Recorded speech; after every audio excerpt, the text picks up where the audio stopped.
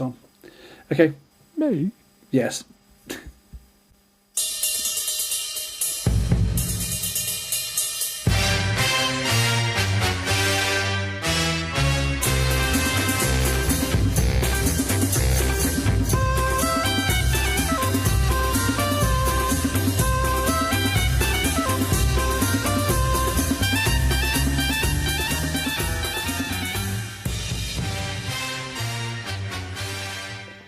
So this week I've found out just how irritating it is to have somebody as irritating as me doing the stuff that I normally do off camera, off scene.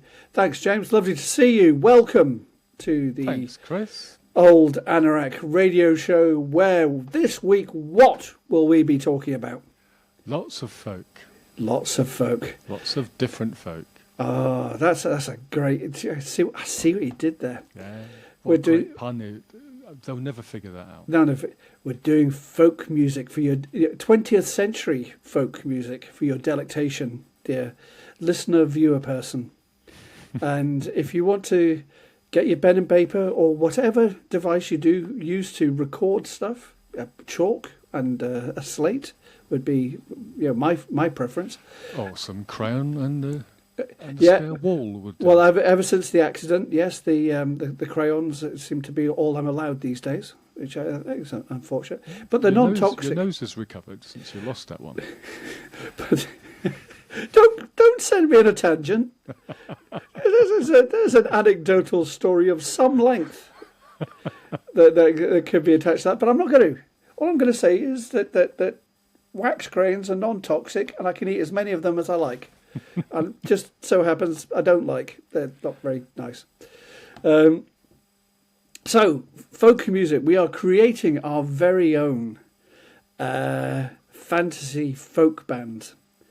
And how does this work? How do we glue all this together in a beautiful way, James? So let me run down the necessaries. So we don't have many rules to this. It's just a few to keep order. Order. Thank you, Mr. Speaker. Yeah. So firstly, every musician must have been active in the 20th century, which means they must have released at least one commercially available recording before New Year's Day 2000. Secondly, you can pick as many as 5 band members, but you've got to have a minimum of 3. They've all got to play different instruments, and finally on this part, you can't have any more than one member from a real-life band. So you can have Lennon or McCartney from the Beatles, but you can't have both.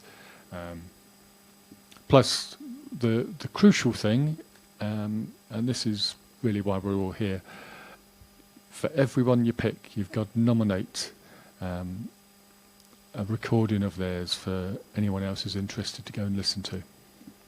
And that way we can all learn a bit more about each other's tastes. Yes, we can. Christopher. Well, let me tell you. So, the other day, in keeping with the show, I was listening to Salman Rushdie on Desert Island Discs. And he was talking about one of his favourite singists. And one of his favourite singists was the Robert Dylan. The Bob of the Dylan, and he was recounting. See, I knew you'd get smart. Okay, I knew already. You've undermined me. You've made me look silly in front of. I'm sorry. I'll get me coat. That guy in their underpants. Why are you even watching this in your wife fronts? What is wrong with you? Anyway, sorry, that's a digression. So he was saying he can record it in our underpants. They can watch it in. Fair point, well made. Sorry, fair point, well made. Yes. So Bob Dylan, he was listening to a track by Bob Dylan, and this particular track, he was saying that at the gig, it was delivered in a way that Bob Dylan really meant it to be delivered, because sometimes when the songs are popified, they're delivered in a way that sort of is for sort of human consumption. So the past few days, I have been searching for that more punked up version of it, and I did stumble across something that claimed to be a punk version of this song, And if you look on the tube review and you feel yourself drawn towards a punked up version of this song, don't go anywhere near it. It's not punk. It's nothing like punk. It's not punk. Anyway, the song that got me on my way with my band members and So this is your first band member. and songs was Blowing in the Wind. Mm-hmm. Bob Dylan, Blowing in the Wind. And it's, it got me along the lines of the protest song, because it feels like we don't do protest songs in the same way that we did back in the day. And I don't know whether that's to do with record companies who don't like that sort of thing, or what, or maybe we're not protesting, or maybe we're just too tired to protest. I don't know. Anyway, so some of the lyric that really jumped out from Blowing in the Wind for me, and just go and listen to it, it's a fantastic song, was, how many times can a man turn his head and pretend he doesn't see? And I think that, for me, sums up the world we're kind of in just now, is that a lot of people were saying, well, it's not me doing it, it's other people. So if it's not me doing it, then surely that's not a bad thing. Anyway, for you, I don't know, I've done really well with this, Jim. I've gone beyond. So the single came out in 1962, and it was on the album The Freewheeling Bob Dylan in 1963. There you go. See, I did the album, which I think is quite miraculous for me. Now, I'm hoping you haven't got too many Bob Dylans going on. I thought actually, I've got no idea where you're going with this. Anorak is starting to show itself. Right, James, what have you got for us? Oh, yeah, the Bob Dylan. I had him on the Muthi. On the Muthi, right. On the Muthi, because I was going to come to that. Yeah. I've got. I could have gone in all kinds of directions, and there are other band members that I had to consider that so that I could shoehorn them in a sort of a delicate way. So he's on the Muthi. Right. Okay. Well, you'll be pleased to know, young Christopher, that yes, I have no Dylans, Bob or otherwise. Nice. But I do have, to kick off my wee band, somebody on Northumbrian pipes. Now that's a great effort. Northumbrian pipes. Yeah, it's not playing with a chanter in your mouth, it's under your arm. Yeah. So I've gone for Catherine Tickell. And she was destined to be involved in music. It was in the blood. Yeah. Because her paternal grandfather played accordion, fiddle, organ. Her dad sang, and I think her dad was a poet as well. And her mum played concertina, so no choice. She wasn't getting out without fiddling around on some instrument or other. So she was a big letdown to the family because she could only play 23 instruments. Yeah, that's right. Crikey. Look, she did start playing the piano, but right. When her dad bought these Northumbrian small pipes home, she found her mojo. Right. She's also been twice winner of the BBC Radio 2 Folk Awards for Musician of the Year. So I'm starting here with a bit of quality, just like yourself and Mr. Bob. Yeah. But to those in the know, here's a clue to where I'm going to be ending up with this band. When she formed the Catherine Tickell Band in the early 90s, her original guitarist, Ian Carr, eventually went on to play with my vocalist. All right, okay. So for the anoraks out there that are in the know, that's a clue of where I'm going to end up. Right. My recommendation for her is going to be the first album from the Catherine Tickell Band. And it's self-titled. It was on Black Crow Records, and that's from 1991. Okay. Christopher, who's your number 2? Hold on. Was it? Do you not have a single from that? No, I don't dally with singles. Oh my God! Yeah, you've ruined it for everyone. The thing that I can't get out of my head is, was she born with the name Tickell, or did she marry one of Roger Hargreaves' characters and Mr. Tickell? She was born with that name because her dad was Mr. Tickell. Yeah. So right, I'm not sure if he was Mr. Hargreaves' creation, but okay. She was Anyway, created in the normal fashion. I had to purge that. You know how sometimes it's you get something in your head, and it doesn't matter how ridiculous it is. It's like lancing a boil. Anyway, now that my boil has been lanced, I have got a lead guitar person who came as a bit of a surprise to me, and I hadn't considered him in this way at all. As a folkie, you mean? As a folkie, I saw him more as a pop aficionado. Oh, okay. From the 1960s. Now, there's a lot of good... I think I know where you're going. Oh, for goodness sake. Will you just stop? Carry on. Right.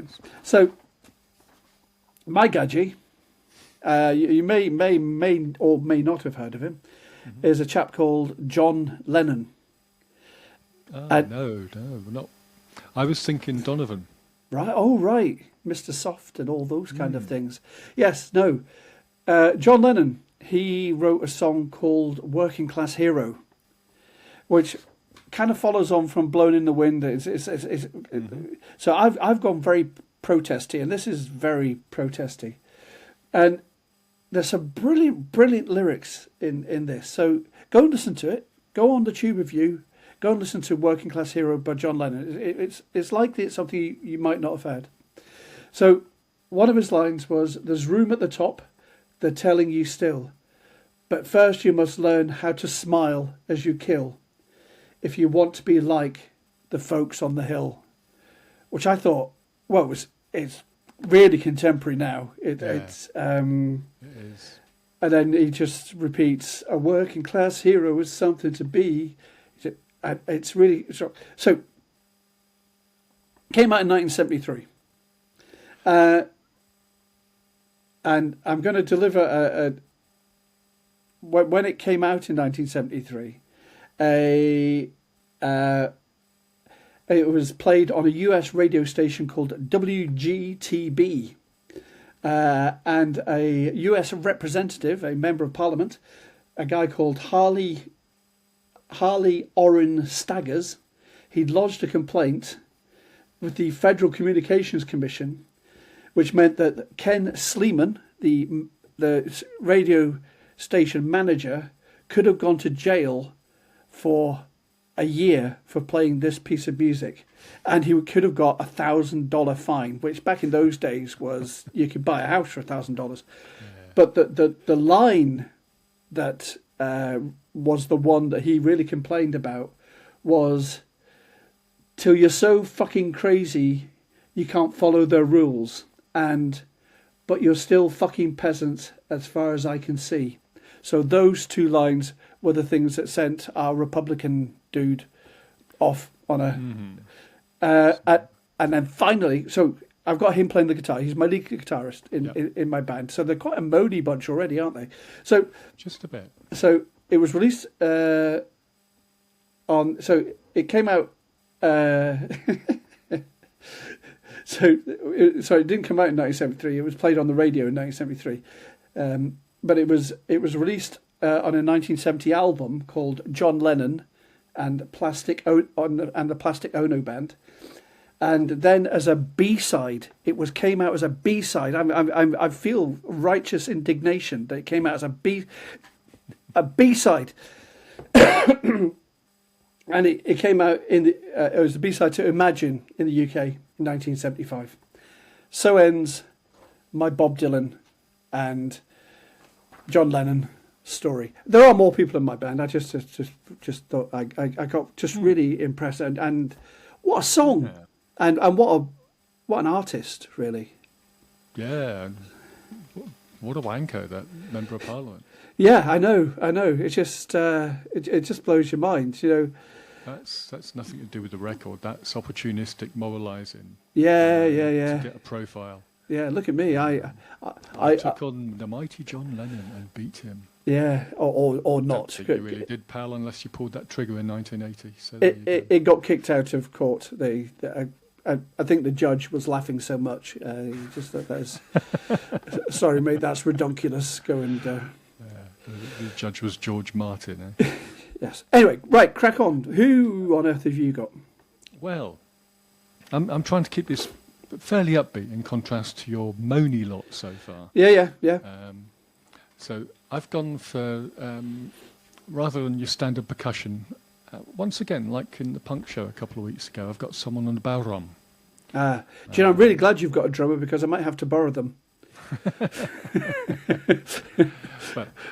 But I think Christy Moore is probably nice. happy enough as long as you keep him oiled. Black is the colour. Anyway, carry on. So he's not going to need any introduction to No. folk music fans. He's had living legend status for years, really. Yeah.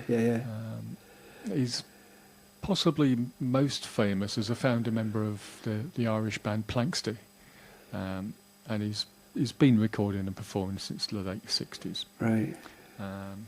According to Wiki, our friend's Wikipedia, he started off working for a bank, and there was a strike at the bank, which went on for weeks and weeks, and in the middle of that he took a jaunt over to England and never went back. Crikey. So he found jobs labouring and what have you, and most importantly from our point of view, found the London folk scene. Did he really? I mean, he's fantastic. I mean, what a loss that could have been had it not been for a bank closure. Yeah, that's right. If it hadn't been for industrial action, we'd have lost. It's probably not exaggerating to say one of the great Irish bards. Yeah, it was superb. In the era of and the way he delivers things as well when he's on stage, gives that old song, will you? You just think, yeah, he's great live, isn't he? So, like a lot of folk, Billy Bragg being an obvious example. You can't really separate politics from his music. And just like you've been pointing at Dylan and in particular Lennon for having a political thread to their music, it's kind of in Christy Moore's DNA, really. Yeah. And I must say I've been lucky enough to see him twice. Have you really? In Edinburgh. Oh wow! And each time was just a great night out. Just him and a guitar and a spotlight, and that was it. So that's all you needed. Right, superb. And as far as recommended listening, I'm going to recommend Ride On, which is his 1984 album that came out on WEA Records. Okay. That takes care of Christy Moore and my drummer. Who have you got next? No, I'm just enjoying him. I'm just saying, dear listener, viewer person, Kirsty, but just put him in and you'll find something lovely, a treasure that you'll Absolutely. Go crikey. So, I mean, I found him, or first came to know him through pals at the hallowed halls of North East London Polytechnic. Bom, bom, bom, bom, bom, bom. No, please don't. No, I wouldn't. North East London Polytechnic, the citadel of knowledge. Indeed. In Stratford, London. That's it. I can remember sitting in my pal's living room, watching his cat play with this mouse it had just caught and brought in from the back garden, and Christy Moore's doing, a round robin on stereo, and the Bob Marleys are just kicking in at this point. Yeah. But yeah, halcyon days. Halcyon days, yes. Yeah, Einstein and Pythagoras are just two great minds that didn't go to North East London Polytechnic. Yeah, it's the only two, I believe. Yeah, I think it was the only two, and that was because they got turned down. They tried to go. Right. They tried to get in through clearing, and So, what have I've got somebody on the banjo, because it's important to have some banjo in your I almost folky did, world. Yeah. but I went a different direction. And my singist, well, he's a singer as well. Most of these folk double up, don't they? He sings the song, little boxes, boxes full of ticky-tacky, we're all made... And that's the song, Little Boxes. Now, I thought he'd written that. It turns out he hadn't. It's by a woman called Malvina Reynolds, who knocked out a number of other great tracks that I failed to write down.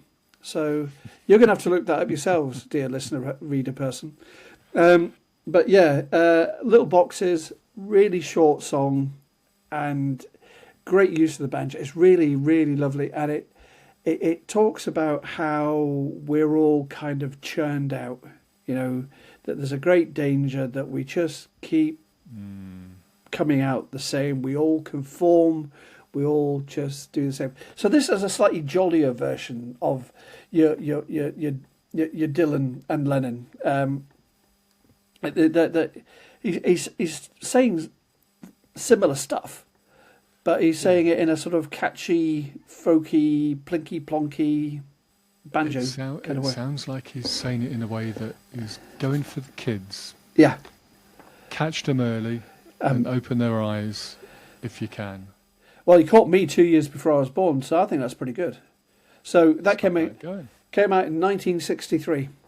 Wow, that was a bloody good year. That. So the lump in my mum's stomach started listening in 1964, maybe late in 1964, and then, behold.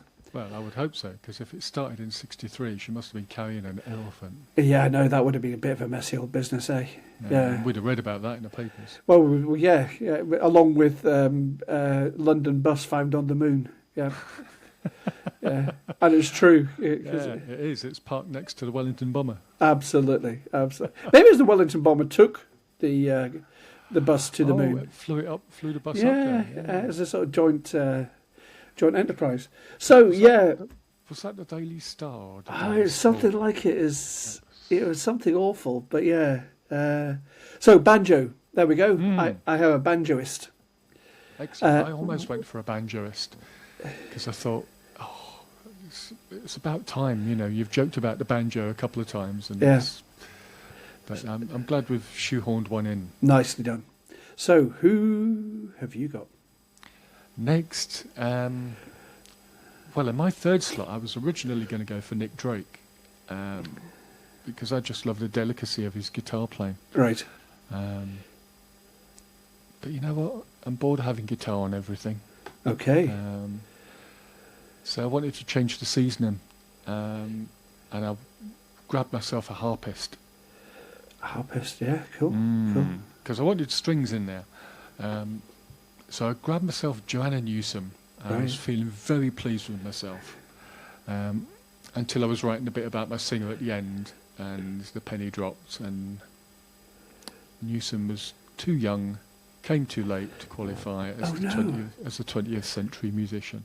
Dark days. It was a terrible morning this morning. Oh, man.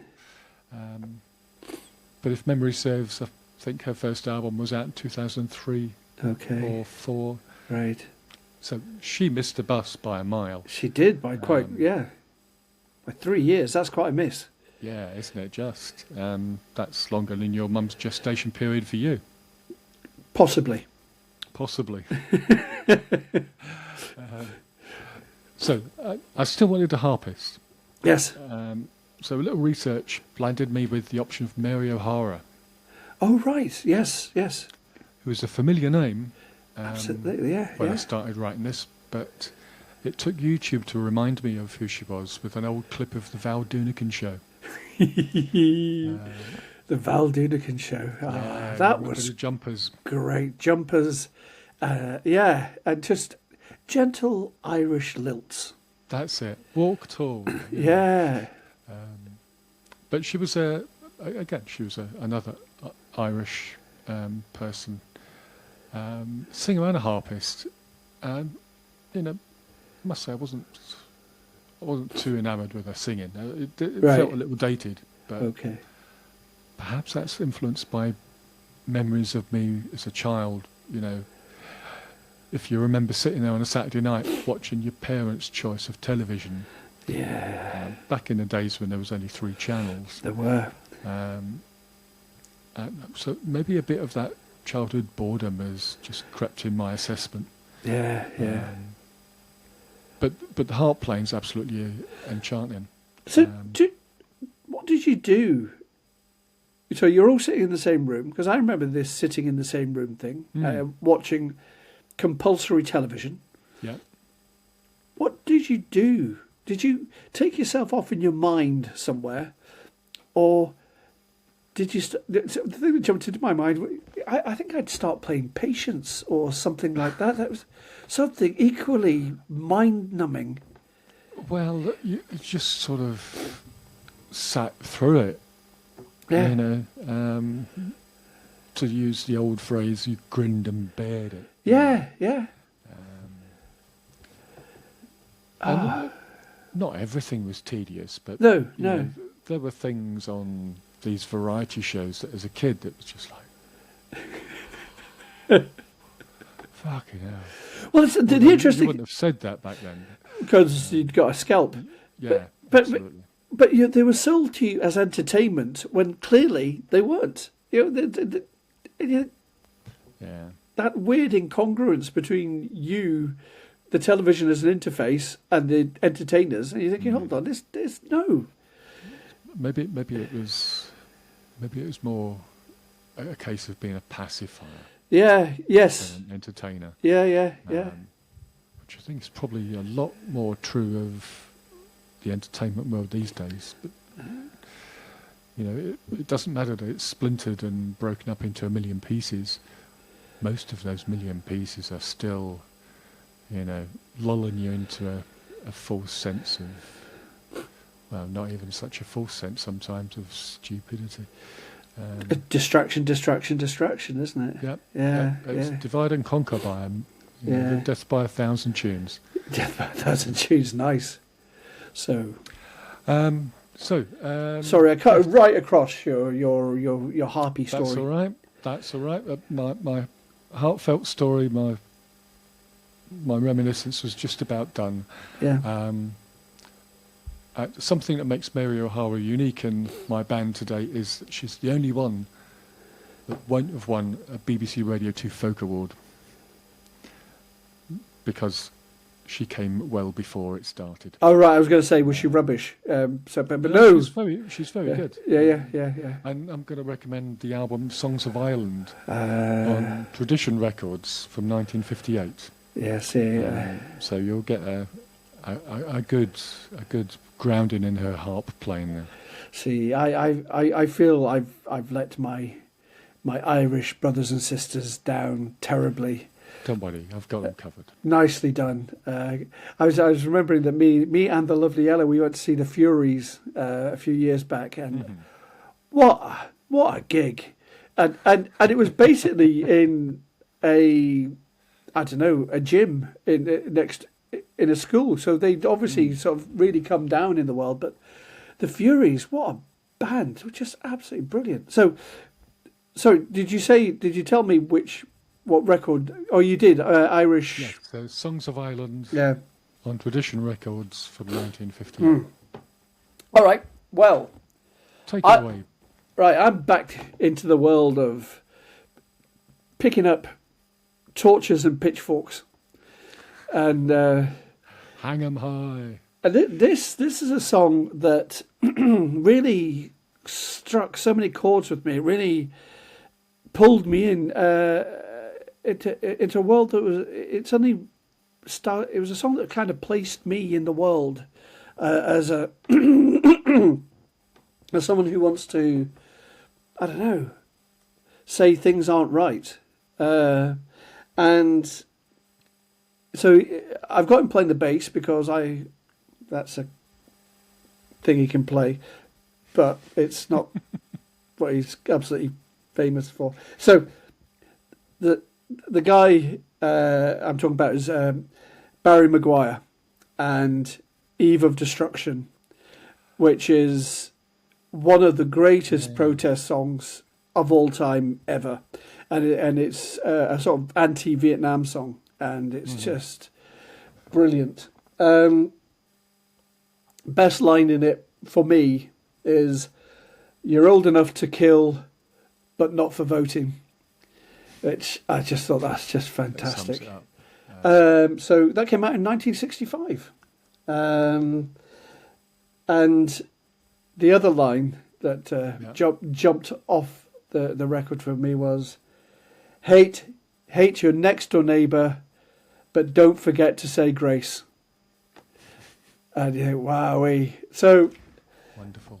Yeah, so all good stuff. So Barry Maguire, bass, but I don't know how he's going to get on with the Dylan and Lennon chaps at all. And with Pete Seeger twanging away on the banjo, I'm not sure how this all come together. At least one of them is going to view the others as just too soft and liberal. A bit mainstream. Yeah. I'm just wondering who it will be, you know. I don't know. I mean, because I think Pete Seeger was seen as really quite off-piste in his time, and then there was a feeling that he became kind of mainstream sounding. I don't know. But Pete Seeger was recording with a group called, what were they called? I've totally forgotten now. Sex Pistols. Yeah, very good. The Weavers. Oh, right. So he was in a band called the Weavers, but he was also a victim of the McCarthy witch hunts as well. Oh, right. So when he was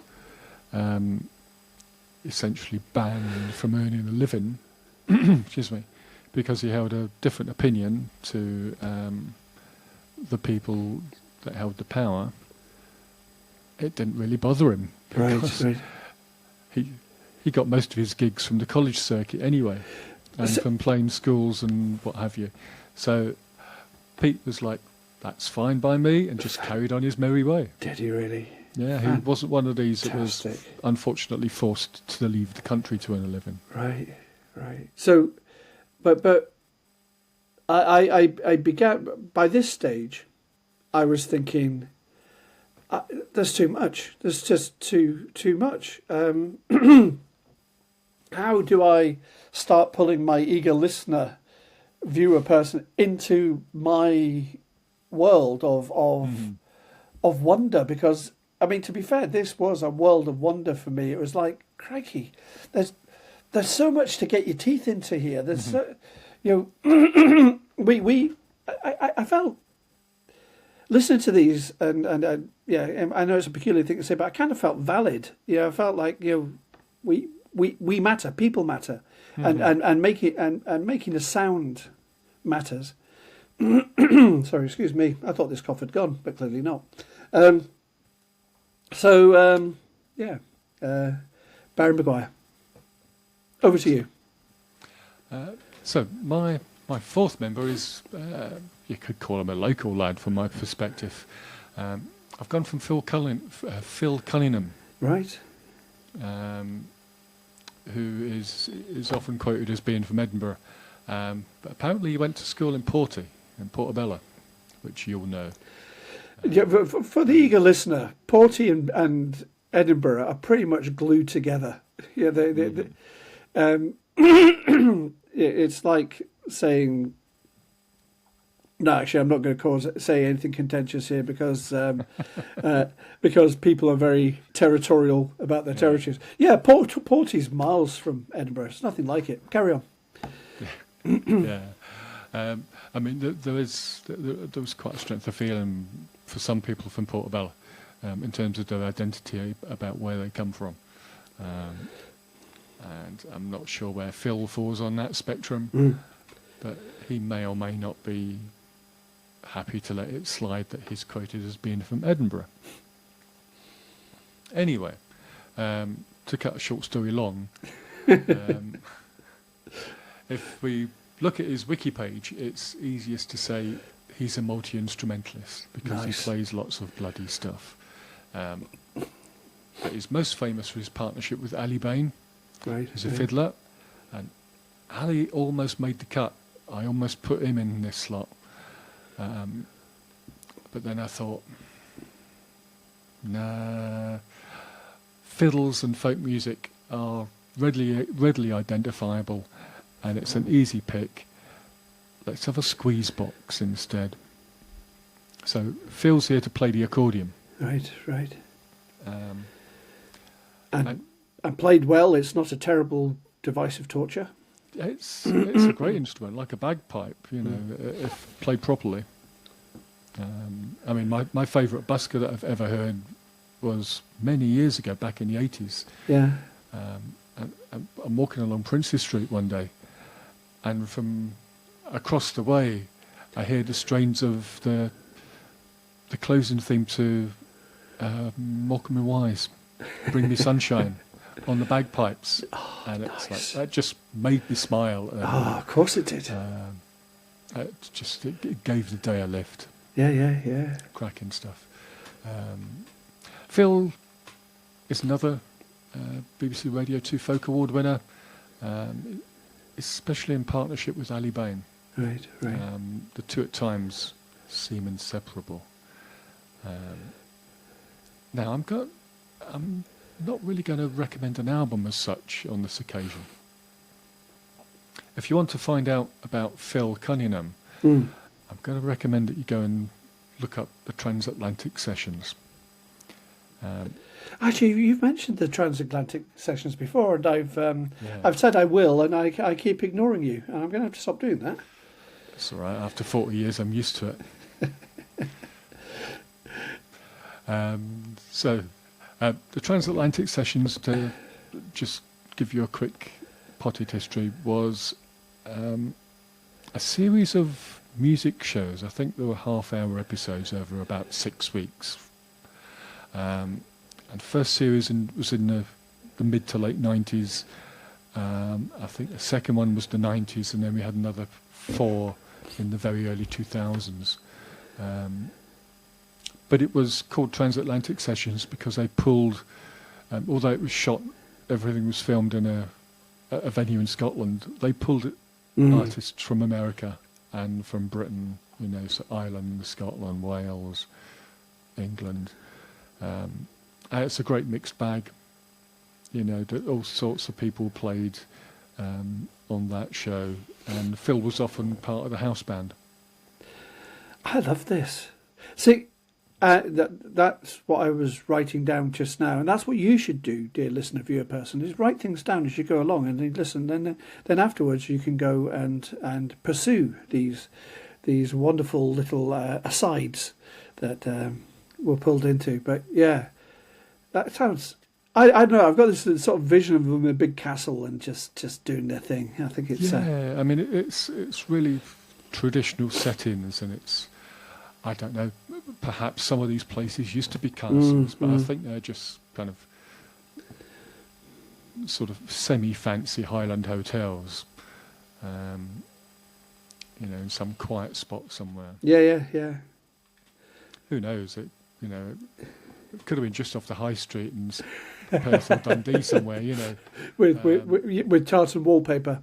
That's it. Yeah, just with an outside shot through the bus window as they got, and a plastic doll in a tube, made in China, on the bottom with the emblem saying "Frey Bonnie Scotland." Yeah, that's it. The waiter's got a T-shirt with "Ur the Willie" on it. Dear listener, that's not as bad. No, just look it up. Maybe don't look Google it up. Google. Good luck with that. Okay, it might be worth your while. Why not? Think of it as a lucky dip. Yeah. Yeah, So how much do you trust this pair of idiots? So where are we now? We're on the last leg. We are on the last it's leg. Your final member of your band. Yeah, you say that. So I was thinking, right, kind of mainstream folk. And I was thinking, and I keep using the word contemporary because I'm old and imagining contemporary as 1990s, which obviously it's not. So I've got your Kirsty MacColl as a singist, and the song that she was singing was "A New England," which is just a great song, and hers was released in 1984, and it's a very poppy version of the song, but it's still, to my mind, it's still got the sort of folky grit that came along with the original, written by the Billy of Bragg, and if you look around on the interweb, you find that Billy Bragg is described as punk folk, if you can get your head around that. He gets around, doesn't he? He does. So the actual song itself came from his 1983 album "Life's a Riot" with Spy versus Spy. See, I've done the single, right, and I've got the album of the writer. I mean, look at that. I mean, just that's great stuff, young Anorak. I know. I think so. That's my full band. I think it's quite an eclectic mix of gadgets, and I think we're both pretty eclectic. Yeah. But I think this show lends itself to being eclectic, which is nice. Yeah.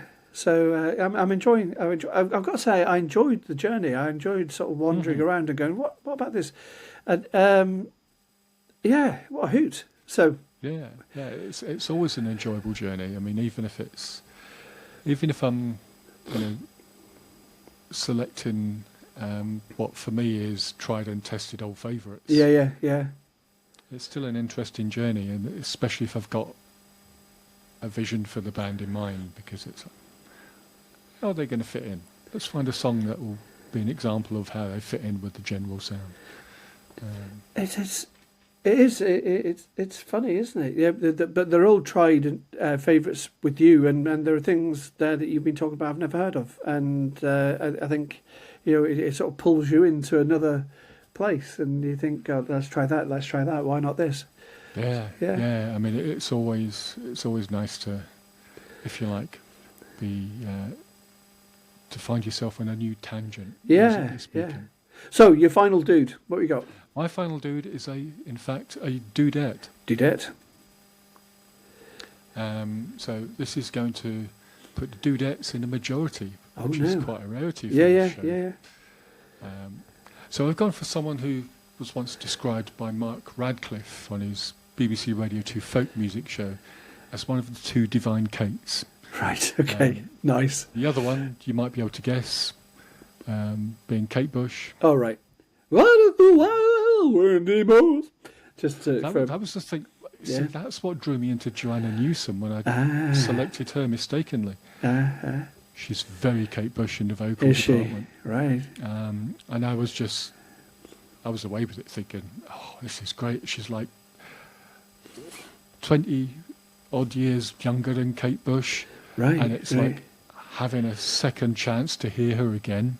Right, interesting. So she's very... Right, interesting. But sadly, even though Joanna Newsom is, I think she's 45 now, her first album was still way too late for the show. 45 and too young. 45 and too young, yeah. If she ever listens to this, I hope she'll be pleased with that. Yeah. I take it. Yeah.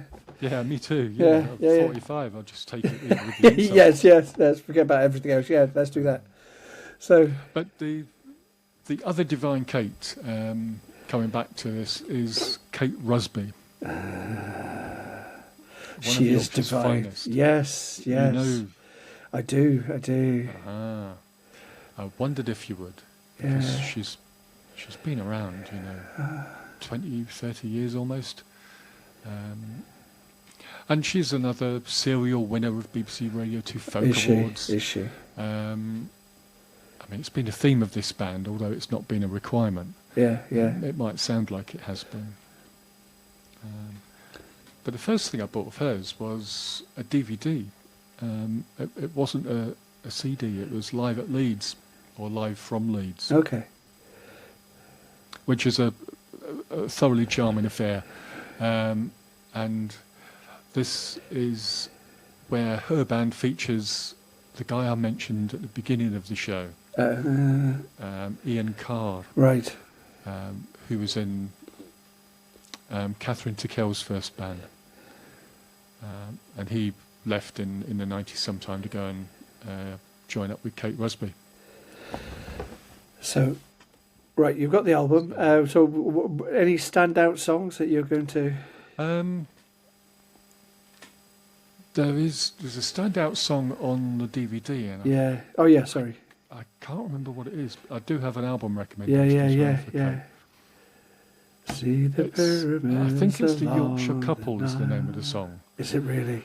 And it's as the song, as the title describes, it's about an old Yorkshire couple, and it's, let's just say, it's how they approached the issue of how they're going to be living their twilight years.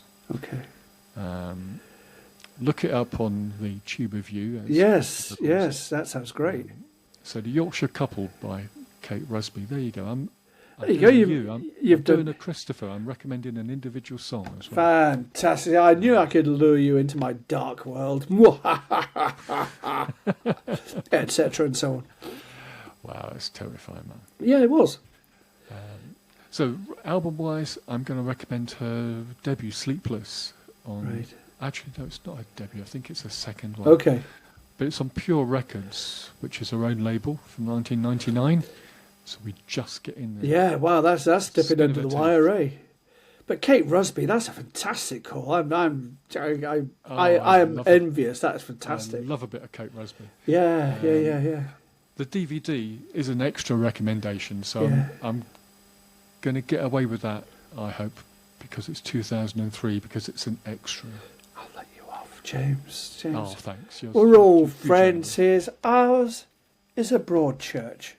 Not like the broad church where everyone gets murdered. No, not that broad church. No, it's a genuine broad. It's a welcoming. That other broad church sounds a bit too grim for me. Yeah, if David Tennant turns up and no, that means something bad's about to happen. No, so ours is a friendly broad church where we sing. I tell you what, I would be less worried with David Tennant turning up than I would Miss Bloody Marple, because wherever she goes, they drop like flies. They do. Actually, do you think she's the murderer? Oh, well, without a doubt, she's Britain's most successful mass murderer. Well, you see, she turns up again. Oh, look, somebody else has been killed. I wonder who could have done it. It's her. She's done it. Anyway, so Kate Rusby, did you give us a year? You did. You gave us years and everything. So our bands are kind of complete. They are complete. Yeah. So I've got a string of apologies.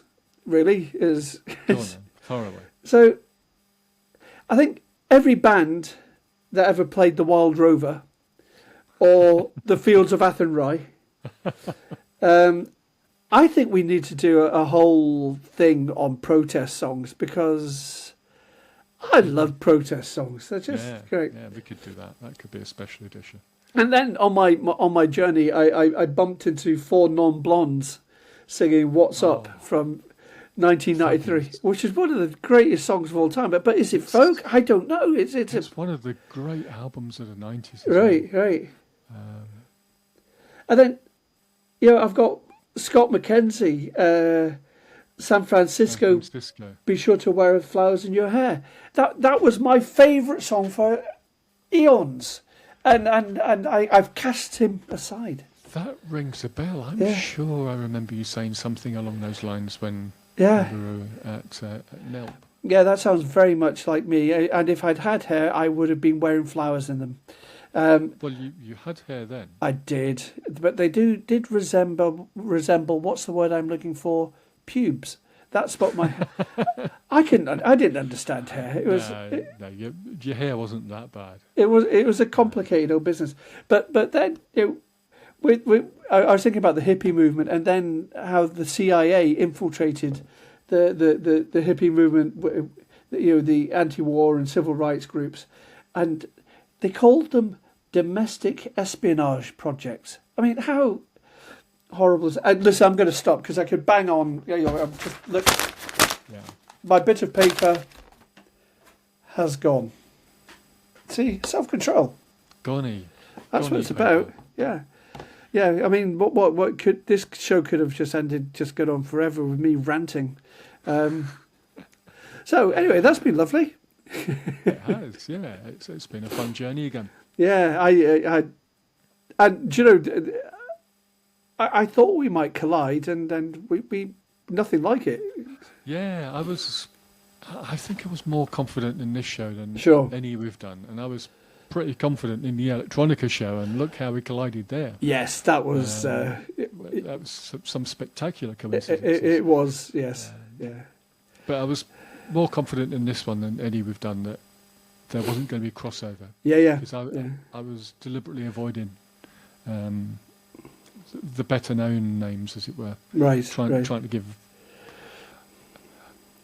to give what might be by comparison lesser lights. Yes. Yeah. A bit of sunshine. So, and also you knew that I'd just come up with some, some famous gadgets. Famous populist. Anyway, but yeah, I got to say I didn't expect Bob Dylan to come in, but he did, and John Lennon was a complete surprise to me. Yeah, it was to me as well. Yeah. So yeah, great fun. So, where does that leave us? That leaves us. Let me open up that little note of mine. Yeah. So this is the folk show. Next week is going to be rock and roll. Yeah, it was very nearly rockabilly, but rock and roll. It was I very think nearly rockabilly, but it didn't really work because we decided this was going to be top level genres. This season, it works for me. Series. So yeah, rock and roll next week. I know. So get your crepe-soled shoes out. Yeah, I know. And your quiffs. So what do you want people from this episode? What are we expecting from our dear listener viewer person? Well, we're expecting lots of participation as usual. Yeah. Playing along in the notes. Do all the usual YouTubery goodness like. Yeah. Actually, what we're going to start doing next time is we're going to read out some comments from earlier shows that my mum sent in. No, that's a good trick. That's from the other side. So we're getting some back chat, frankly, and some pro chat and lovely chat. So I'm enjoying that. It was great to read. So we've got a bit of that going on.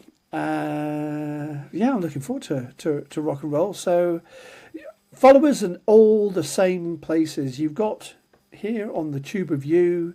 I stick some stuff up on the Instagram. We've got Blue Skies under the... and there's Substack. Yes, Substack, which I really like as a place because you can do all kinds of things with Substack. So just knock yourself out. Join us. It'd be lovely to see you. Yeah, pop along and say hi on one of those. Yeah, do. So that's about it, really. Shall we say goodbye, Jim? I think we better head, Chris. Okay. Farewell, everyone. Thanks for listening in. Till the next time. See you then. Bye-bye.